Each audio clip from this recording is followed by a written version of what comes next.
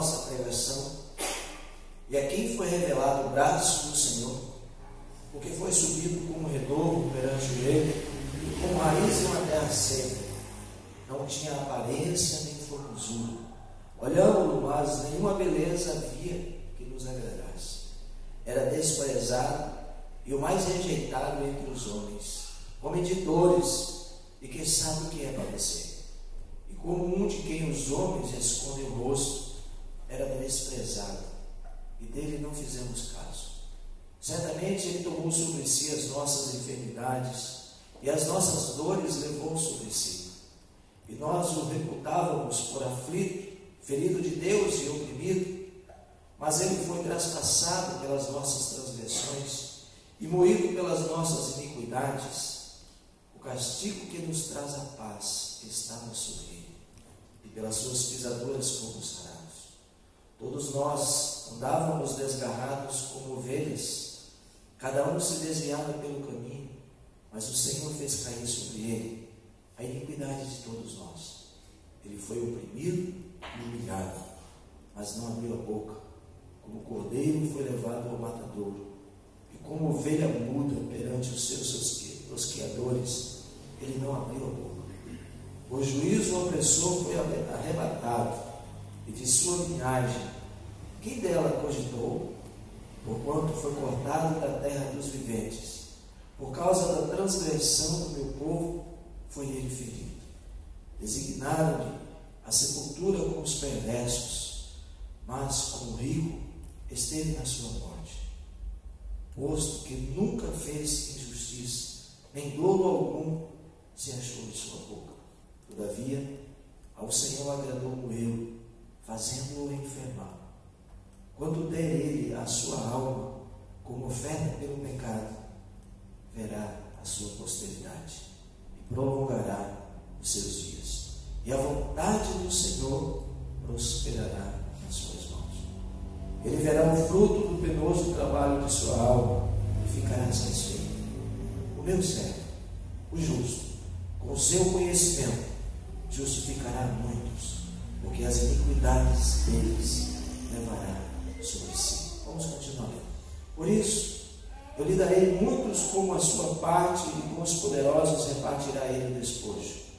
Porquanto derramou a sua alma na morte, foi contado com os transgressores, contudo, levou sobre si o pecado de muitos, e pelos transgressores intercedeu. Amém? Vamos ter mais uma palavra de oração. Senhor, em nome de Jesus, graças te damos pela tua palavra, Deus. Sabemos, ó Pai, que estamos diante da grandeza da tua santa palavra, e que teu Santo Espírito possa a revelar ao nosso coração, Deus. Deus, em nome de Jesus, venha falar conosco. Espírito Santo de Deus, seja bem-vindo neste lugar, Senhor. Em nome do Senhor Jesus, Pai, que o Senhor possa estar assim, Deus, falando ao nosso coração através da tua palavra, Senhor. Em nome de Jesus. Amém. Amém. Versículo 1, ele começa fazendo uma pergunta. Quem crê em nossa pregação? Quantas coisas da palavra de Deus nós temos ouvido? Mas a pergunta, ela tem que ecoar. Quem deu crédito? Quem tomou posse dela? Quem verdadeiramente acreditou? Ele começa fazendo dessa forma, né? E depois ele diz o seguinte, que versículo 2, porque foi subido como renovo perante ele, como raiz de uma terra seca. Daí ele fala também que não tinha aparência e nem formosura, como raiz de uma terra seca. Ele foi subindo como renovo. Você sabia que essa terra seca é o coração de toda a humanidade? Uma terra que o Senhor precisa estar irrigando a cada dia. E quando o Senhor deixa de irrigar um pouquinho, ela não produz mais nada. Então, hoje nós celebramos a Páscoa, a ressurreição de Jesus. que se aproxima esses dias, lembramos os sofrimentos de Jesus, pensamos na sua morte, e nós precisamos meditar muito sobre as últimas palavras de Jesus, porque o cristianismo é a única religião cujo seu Deus tem feridas, é a única religião onde esse Deus se apaixona, é onde esse Deus sofre e morre por nós. A Páscoa, ela nos faz lembrar as feridas de Jesus. Nós precisamos trazer muito claro a nossa memória as feridas de Jesus. E também precisa trazer à memória o sacrifício da sua dor em nosso favor, para nos resgatar, para nos restaurar. Eu amo assim a celebração da Páscoa, porque ela é uma jornada ao coração de Jesus e é o meu também.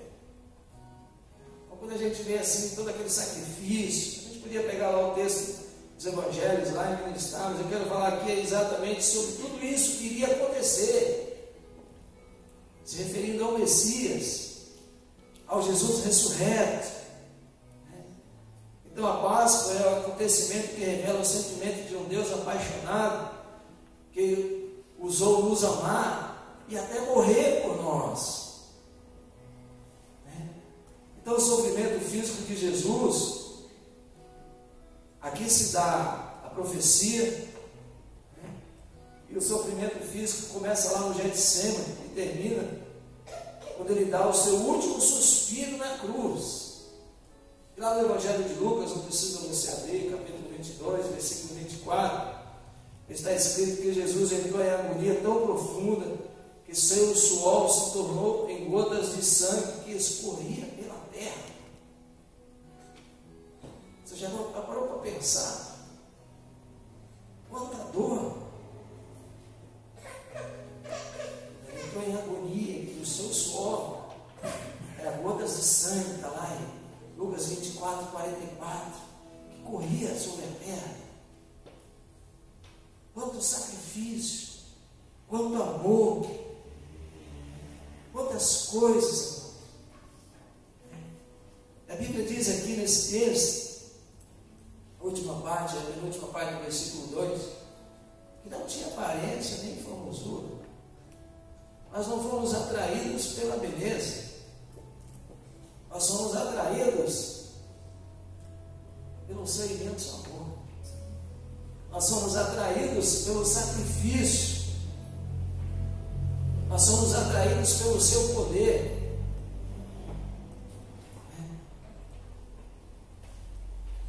Então, amado, a gente vê assim tantas coisas que nós precisamos meditar uma noite dessa, assim como nós celebraremos a Páscoa.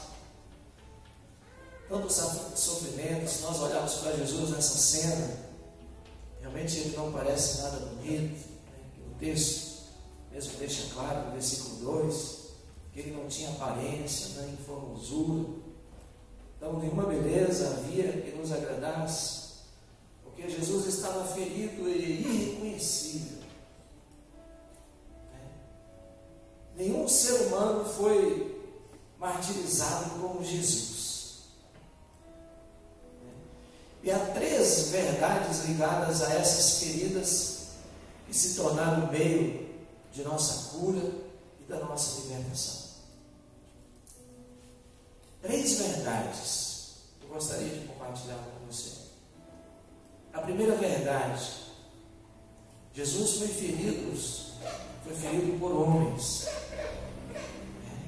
Observe que o texto diz aqui no versículo 3 que ele era um homem de dores, desprezado e o mais rejeitado entre os homens.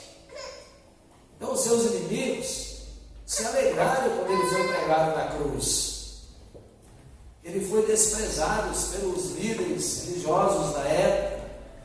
Por quê? Porque se sentiam ameaçados por Jesus. A maioria dessas pessoas deriva a sua importância de alguma coisa. Alguns acham importante por diversas formas, porque tem dinheiro. Outros se acham importantes porque tem conhecimento. Outros se acham importantes pela posição que ocupam. E todos aqui no contexto histórico, por trás do sofrimento de Jesus, os que ocupavam posições de autoridade, se sentiam ameaçados por Jesus. Porque o povo se mostrava entusiasmado por aquilo que ele pregava. Se entusiasmava pela sua palavra. Então, uma vez que Jesus se torna o centro das atenções, resta-lhes tentar livrar daquele que ameaça roubar a sua plateia. Então, a própria palavra vai dizendo que Jesus foi ferido por homens. E em segundo lugar, é bom nós lembrarmos a segunda verdade, que o próprio texto também diz que Jesus foi ferido por Deus. Olha só, alguns diziam que Jesus foi crucificado por se intitular o Filho de Deus. Pilatos dizia que Jesus foi crucificado por inveja. Outros diziam que Jesus foi crucificado por inimigos. Outros diziam que Jesus foi ferido por causa de Judas, o discípulo que o traiu. Eu creio assim que hoje estamos falando a muitas pessoas que foram feridas por inimigos e muitas que já foram feridas por amigos também. Muitos que sofreram as feridas da traição. Sabe o que é ser ferido por um inimigo e o que é ser ferido por um amigo. Jesus sabia muito bem o que é isso. Jesus foi ferido apenas por amigos e inimigos. Não foi ferido apenas pelos homens, mas também foi ferido por Deus. Isso deixa muito claro. Observe aí comigo o versículo 4. Certamente Ele tomou sobre si as nossas enfermidades e as nossas dores levou sobre si. E nós o reputávamos por aflito, ferido de Deus e oprimido. E o versículo 10 completa dizendo: ao Senhor agradou moê-lo, fazendo enfermar. E a gente vê quantas pessoas ainda desprezando o sofrimento de Cristo para nos salvar. Eu quero dizer que não tem mais nada para salvar a humanidade. É só Jesus. Quanta dor, quanto sacrifício, quanto sofrimento. E às vezes esses sofrimentos, eles são negociados por tantas outras coisas sem importância alguma. Eles são invertidos.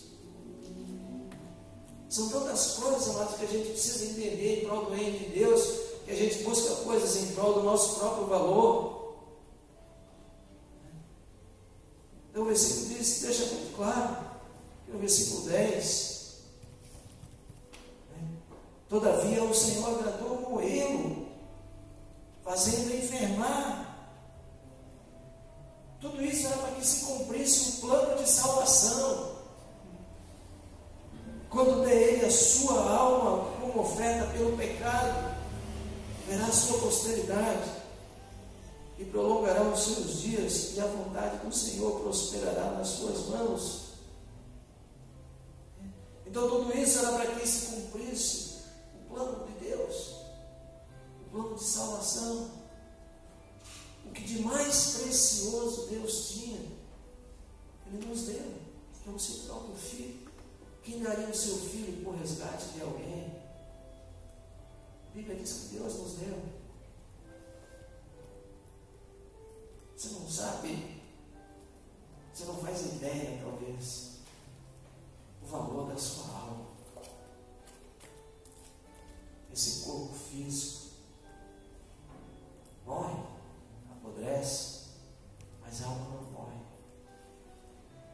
A Bíblia diz que chegará o dia, todos passaremos perante o tribunal de Cristo. Cada um prestará contas de si mesmo a Deus. A gente começa a ver todo esse sacrifício na cruz do Calvário para me salvar.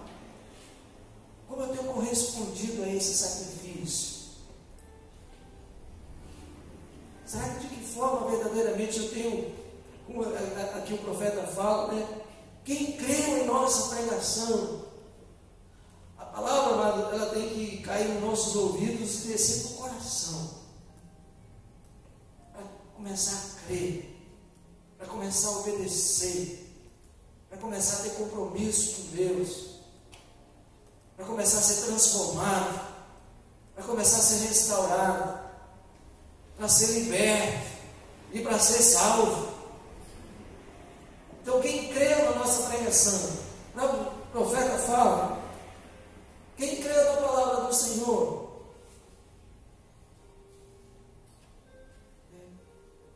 então, se o próprio Deus, né, Deus diz, o Senhor agradou com ele, fazendo enfermar, por amor de nós, por amor a nós. E a terceira verdade que eu queria mostrar para você nesse texto é que Jesus foi ferido pelos nossos pecados. Versículo 6 diz que ele foi traspassado pelas nossas transgressões, ou seja, pelo nosso pecado, e moído pelas nossas iniquidades, ou seja, pelo nosso pecado. O castigo, a cruz, que nos traz a paz, estava sobre ele. E pelas suas pisaduras, ou seja, pelas suas feridas, nós fomos sarados. Para que tamanho sacrifício, pastor, né? Para que tanto derramamento de sangue? Para que tantas feridas? Deus afligiu a Cristo para cumprir a exigência da sua lei até então. Segundo a lei de Deus, não poderia haver remissão de pecados sem derramamento de sangue. Hebreus capítulo 9, versículo 22, ele diz assim: sem derramamento de sangue não poderia haver remissão de pecados. Hebreus 9, 22. Então a lei determinava que os sacerdotes sacrificassem cordeiros, mas a prática era apenas um símbolo do verdadeiro sacrifício do Cordeiro perfeito, que é Jesus. Então somente o sangue de alguém sem pecado poderia purificar. Então lá em Hebreus, precisa ser abrir também capítulo 10, versículo 4, porque ele diz assim, que é impossível que o sangue de touro, de bode, remova pecado. Ele fala assim, é impossível que o sangue de touro, de bode, remova pecado. Ou seja, agora vai mudar. É o meu filho que vai fazer o sacrifício pelo sangue da vida de vocês. Então, alguém teria que morrer em nosso lugar para atender a justiça divina. Teria que ser alguém com poder de vencer a morte. Caso contrário, estaremos todos condenados à morte eterna. Então, ao ver o nosso drama, veja assim que Deus, Ele decide enviar seu Filho Jesus em forma humana para assumir nosso lugar na cruz e morrer por nós. Se você puder deixar esse texto marcado aí, queria que você fosse comigo lá no livro de Apocalipse. Nós vamos voltar já nele, capítulo 5.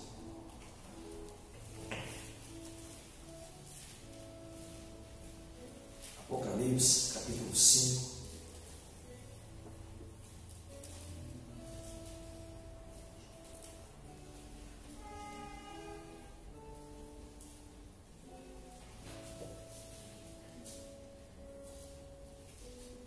Olha só o que o João escreve aqui. Versículo 6. Então, vi no meio do trono e dos 4 seres viventes e entre os anciãos de pé, cordeiro, como tendo sido morto. Olha só o que João está falando aqui nessa revelação, amado. Um cordeiro como tendo sido morto. O cordeiro que aparece aqui é Jesus, o cordeiro de Deus que tira o pecado do mundo. E no versículo 7, veio, pois, e tomou o livro da mão direita daquele que estava sentado no trono. Então, no versículo 7 em diante, diz que o Cordeiro de Jesus veio, tomou o livro e assumiu o controle do nosso destino. Então, Jesus quer assumir o destino da sua vida. Jesus quer assumir o destino da nossa vida. Então, ao ser ferido e morrer em nosso lugar, Jesus nos livrou da morte eterna, nos curou de nossas enfermidades espirituais. Existe muita gente enferma fisicamente, mas existe muita gente enferma espiritualmente, porque existe muita gente rejeitando a Jesus. Por isso que ele pergunta: quem creu na nossa pregação? João 10:10, ele diz assim que o ladrão vem somente para matar, roubar e destruir. Mas ele diz assim: eu vim para que tenham vida e vida em abundância. E tem gente brincando com Deus. Então sua morte nos deu vida. Suas feridas nos deram a cura, porque pelas suas feridas nós fomos sarados. E ele pergunta: quem deu crédito à nossa pregação? E aqui se manifestou o braço do Senhor. Se você voltar lá no texto, Isaías 53. Então a palavra é: quem creu em nossa pregação, amados, o Senhor só vai se manifestar a quem dê crédito à sua palavra. O Senhor só vai se manifestar a quem der ouvidos à sua palavra. O Senhor só vai se manifestar a quem crê no seu Filho. Tem muita gente falando de Deus e rejeitando a Jesus. Tem muita gente se relacionando com as coisas de Deus, mas não se relaciona com o próprio Deus. Esse é o grande problema. Tem gente se relacionando com as coisas de Deus para tudo quanto é lado, mas não conhece a essência desse Deus que cura, transforma, liberta e salva. Então, o ápice aqui é essa pergunta: quem creu? A quem vai se manifestar o braço do Senhor? A quem crê na sua palavra, a quem dê ouvidos. E quando isso acontecer no nosso coração, ele está falando assim, que será curado, que será restaurado, que será liberto e que será salvo. Amém? Olha só que tremendo isso aqui. Quem acreditou? Então aqui o Senhor vai se manifestar. No versículo 3 ele diz que ele era desprezado e não fizeram caso algum. Então que nessa Páscoa Jesus possa assim se manifestar no seu coração, para arrancar. A palavra de Deus é para endireitar as feridas. Quantas coisas no coração, não é no físico, é por dentro, nas entranhas, como fala a palavra, que há tantas feridas, às vezes tantas decepções, quanto espírito de ódio, quanta amargura, quanto espírito de vingança, quanta confusão, quanta intriga, quanta avareza, quanta idolatria. Quando Jesus entra no coração, amada, a alma começa a ser transformada para a salvação. Então quem deu crédito à nossa pregação é quem se manifestará o braço do Senhor, a quem dê crédito à sua começar a dar crédito à palavra do Senhor. Versículo 11 ele fala assim: ele verá o fruto do penoso trabalho de sua alma e ficará satisfeito. O meu servo, o justo, com o seu conhecimento, justificará muitos, porque a iniquidade deles levará sobre si. Olha só que a Bíblia fala, não é dentro dele, é sobre ele, é em cima dele. Então, mano, nós precisamos entender que aquele sangue precioso de Jesus derramado em nosso favor foi para nos curar, é para nos resgatar, para fazer de novo uma nova aliança, para fazer um novo concerto. Jesus comparece diante de Deus para oferecer o seu sangue como pagamento pelos nossos pecados.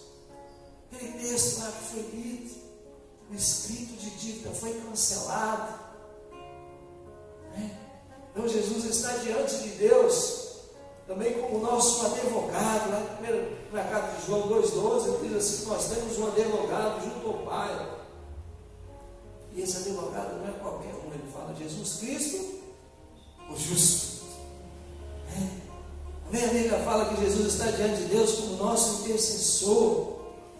Então a nossa glória está na cruz do Calvário, é naquele sofrimento. Abra a tua Bíblia lá no livro de Hebreus, capítulo 9. Hebreus, capítulo 9.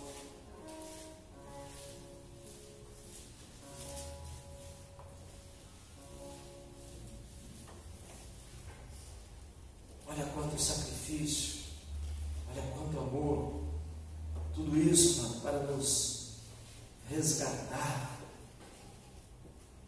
Todos acharam, amém? Vamos estar lendo aí dos versículos 12 ao versículo 15. Versículo 12: não por meio de sangue de bodes e de bezerros, mas pelo seu próprio sangue, entrou no Santo dos Santos uma vez por todas, tendo obtido eterna redenção. Portanto, se o sangue de bodes e de touros e a cinza de uma novilha, aspergidos sobre os contaminados, os santificam, quanto à purificação da carne, muito mais o sangue de Cristo, que pelo Espírito eterno a si mesmo se ofereceu sem mácula a Deus, purificará a nossa consciência de obras mortas, para servirmos ao Deus vivo. Aleluia, amém, irmãos? Por isso mesmo, Ele é o mediador da nova aliança, a fim de que, ter vindo a morte para a remissão das transgressões que havia sobre a primeira aliança, recebam a promessa da eterna herança aqueles que têm sido chamados. O Senhor está te chamando para uma nova aliança, amém, irmãos? É a nova aliança no sangue de Jesus, não pode ser mais de qualquer forma. Então a Páscoa, amada, comunhão para a vitória, é a morte trocada pela vida, o pecado trocado pela pureza, a morte trocada pelo perdão. O perdão significa remissão, e remissão significa absolvido, perdoado, livre. Fala para a pessoa que está ao teu lado: você está perdoado, você está absolvido, você está livre. Mas você precisa entregar sua vida para Jesus. Aleluia, amado. Jesus não veio derramar o sangue alheio, não. Ele derramou o seu próprio sangue em nosso favor, por essa nova aliança. Eu preciso entender que aquele sangue precioso derramado na cruz foi para restaurar a nossa comunhão com Deus, é para nos fazer lembrar do plano de salvação, nos fazer lembrar do quanto Cristo sofreu em nosso favor, e não mais ninguém foi capaz de remir a nossa alma, amado. Então quem é Jesus? Quem é Jesus para você? As pessoas estão banalizando tanto o nome de Jesus. Então, os sacrifícios que eles agravaram a Deus era a falta de obediência desse povo aqui, de devoção do povo a Deus. Às vezes não passava apenas de ritual, cumpriu a lei, mas não o espírito da lei. Então, infelizmente, a gente acaba vendo muito cristão vivendo apenas no ritual, porque não há obediência, não há compromisso, e Deus nos chama para servir. A natureza humana, ela foi infectada pelo pecado, e vivemos num mundo pecaminoso. Teremos de lutar contra o pecado por toda a nossa vida. É preciso ter Jesus renascendo e nascendo a cada dia no nosso coração, amados. Amém? É preciso termos essa consciência. Vai um pouquinho à frente aí para nós concluirmos. Primeira carta de Pedro, capítulo 1.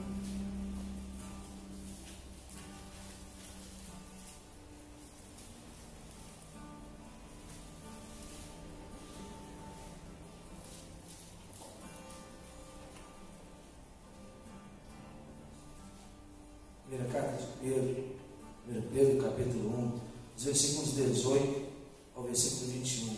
Já fiz essa atenção nesse versículo hoje pela manhã. Versículo 18.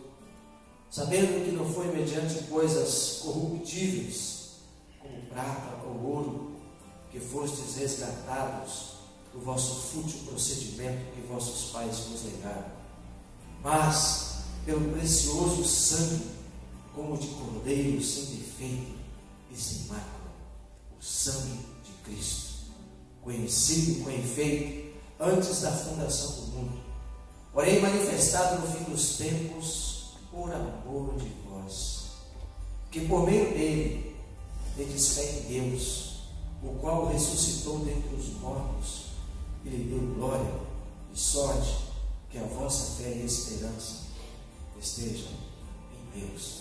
Amém? Que Deus te abençoe, que você tenha uma feliz Páscoa, que Jesus possa nascer no seu coração, que Jesus possa renascer, tirando todas as artimanhas do inimigo, que possa trazer restauração, que possa trazer libertação, que possa verdadeiramente alegrar o seu coração como filhos e filhas amadas do Senhor.